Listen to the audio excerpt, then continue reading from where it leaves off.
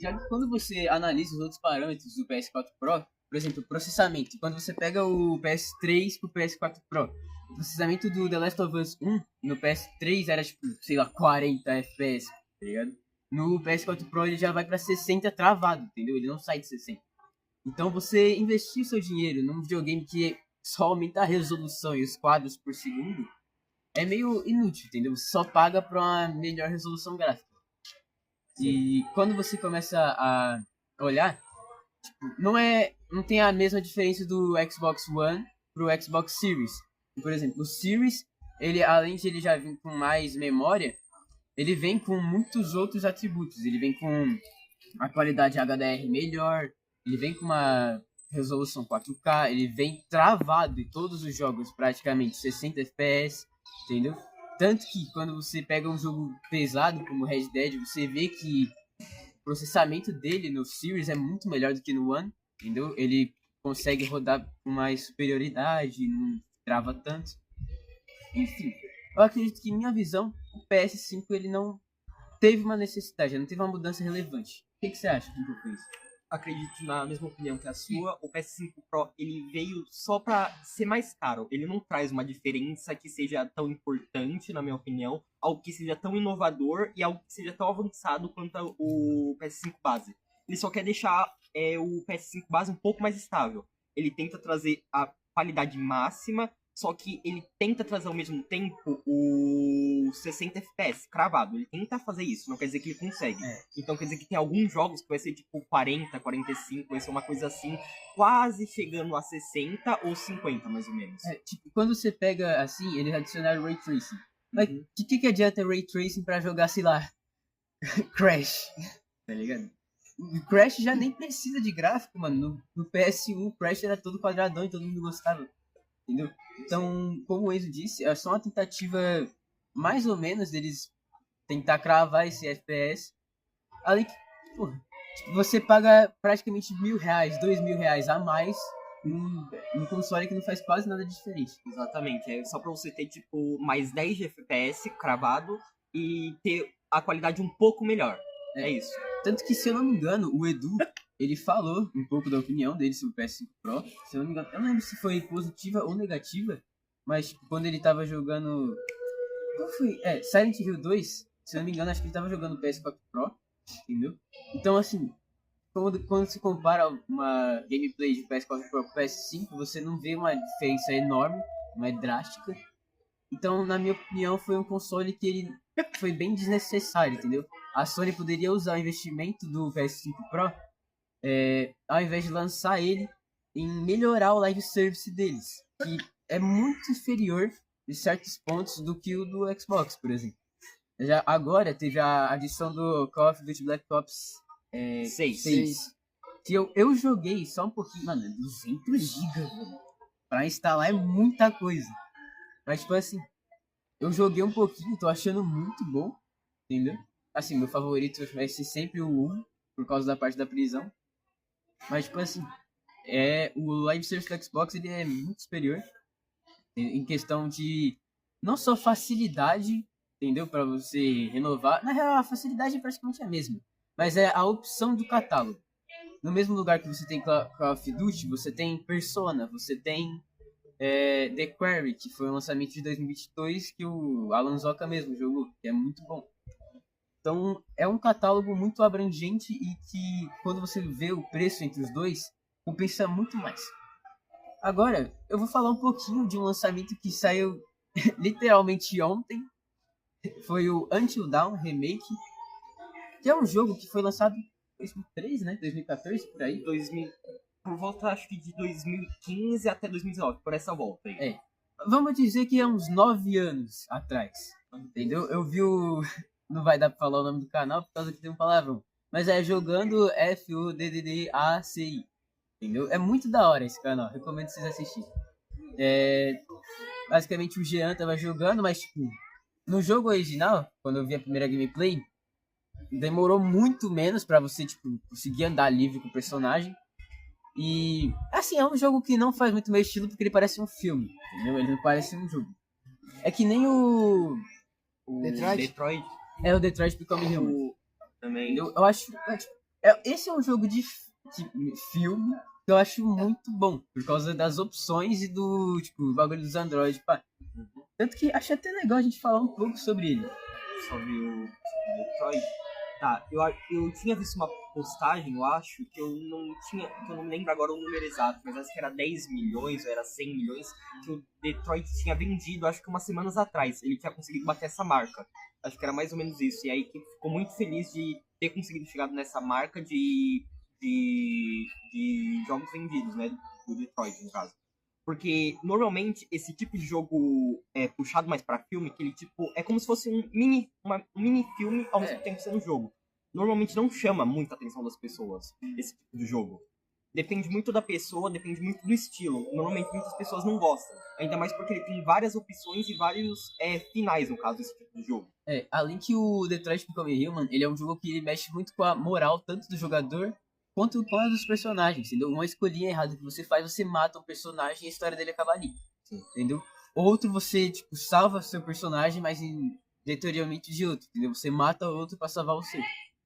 E é muito interessante quando você vê essa relação dos androides, que são os personagens principais do jogo, com os humanos. E basicamente é assim, eles são máquinas. Só que do nada eles começam a se rebelar, tipo, começam a ter autoconsciência. E aí começa tipo uma guerra de androides contra os humanos. Daí vem o.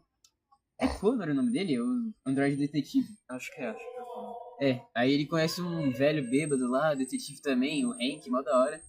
É um jogo. Tipo, pra você que curte esse estilo de jogo mais puxado pra um filme, entendeu? Uma microsérie, vamos dizer assim. Eu acho bem interessante.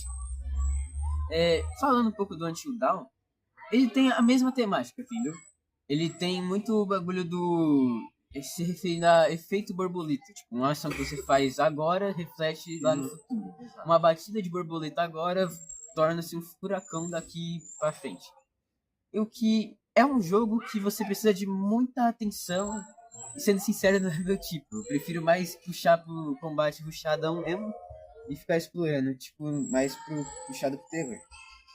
Bom, falando em terror, vamos falar um pouco das nossas experiências com jogos de terror. Pode começar. Tá. Vou falar de um jogo que pra mim é icônico. Na real, um dos melhores lançamentos da Capcom em si. Resident Evil 7, Biohazard, no Japão. Quando eu joguei pela primeira vez, ele lançou em 2018, né? O Resident Evil 2 Remake? Não, o 7. O 7 foi em 2017. 2017. O 2 Remake lançou em 2019. O 2 Remake foi em 2019. O Resident Evil Village acho que foi em 2020. Daí em diante. Bom, a minha experiência com Resident Evil 7 foi bastante confusa. Por causa que até então eu só tinha jogado poucos Resident Evil. Joguei o 2 e finalizei o 3. O 2 eu parei perto da parte do final, aquela que você tá fazendo a seringa, né? Mas, assim, primeiro que quando eu vi que era em first person, eu achei bem inovador. Principalmente, obviamente, o tom de sépia que tem no jogo. E o estilo de terror também, pra mim, ele mudou bastante do Resident Evil 6 pro 7. Teve um upgrade muito melhor.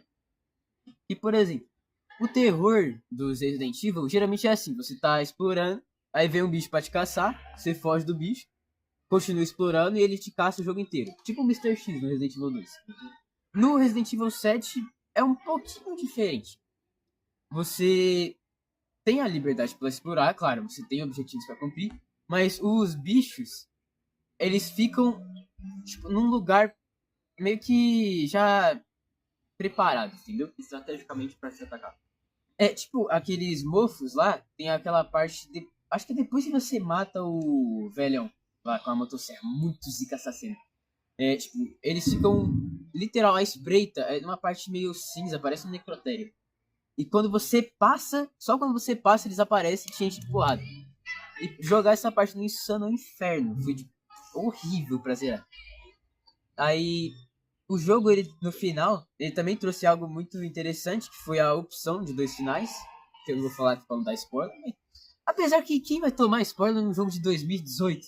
Então, basicamente assim, você escolhe se você vai salvar sua namorada, namorada, esposa, tudo faz. A Mia, ou se você vai salvar uma mina que você acabou de conhecer chamada Zoe, que salvou você, acho que umas 2, 3 vezes dos Bakers. E os Bakers, eles são tipo a família meio estranha. Assim, eles já eram meio estranhos antes do Muff, tá ligado? Mas como você já sabe mais da lore, você já explica um pouquinho melhor. No caso, a família Baker, eles, tipo, eles moravam no Texas, né? Acho Não, que é era na Louisiana. Louisiana, né? É onde se passa o jogo. Eles não eram uma família, tipo, como eu posso dizer? Normal. Não eram normais, mas também não eram, tipo, tão anormais, tipo, de comer pessoa, tipo, como se passa no jogo. É como eles se comem fosse insetos. uma família Adams aqui dos videogames. Tipo isso. Aí, junto com isso, acabou acontecendo um acidente perto de Louisiana. Eu acho que foi num lago lá perto. Eles acabaram vendo o acidente, que foi um navio que acabou batendo lá em algum lugar. Nisso, uma sobrevivente acabou chegando lá. Acho que foi a primeira sobrevivente, foi a Mia.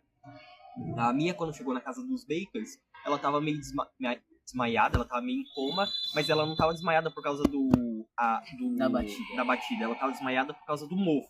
Que a Umbrella. Umbrella Umbrella não, eu eu esqueci o nome da outra. Não lembro o nome da vilã do jogo. Mas é uma menininha. Essa menininha, ela tava controlando já a Mia já fazia um tempo. Já. que essa menininha, basicamente, ela era o Mofo em si. Exatamente. Só que eu não lembro exatamente como ele foi criado ou por que ela existe. Mas é bem confuso.